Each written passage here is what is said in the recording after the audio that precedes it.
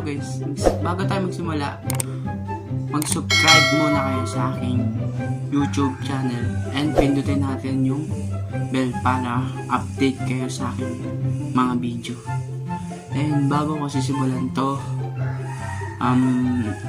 bakit ko nagawa sa YouTube channel and gusto kong mag-YouTube channel and gusto ko sumikat, gusto kong kung bakit gusto kong mag-vlog lagi dahil gusto ko sumikat katulad ni Kong TV at Johnny Boy. Tapos yung palagi ko pinapanood sa kanila yung technique paano mag-vlog, tapos paano mag-react ng mga tao, paano. Sana panoodin nyo lahat yung video na to nakakatapos.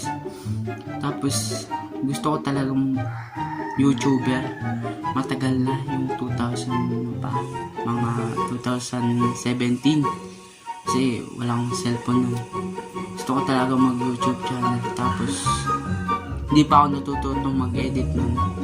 And 2018 nanonood ako ng YouTube, nagbablog, tapos paano mag-edit, tapos dun ako natuto na mag-edit.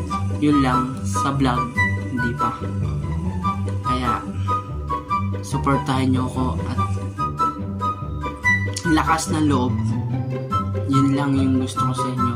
And gusto ko talagang sumikat dahil yung hindi ko alam anong sasabihin ko ngayon sa harapan ninyo guys.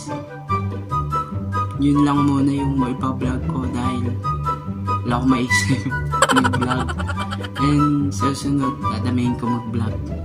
Hindi lang madali para sa inyo. At ito na po, tapos yung vlog ko. And sana po maintindihan nyo yung sinabi ko, kung bakit ko sinabi yun.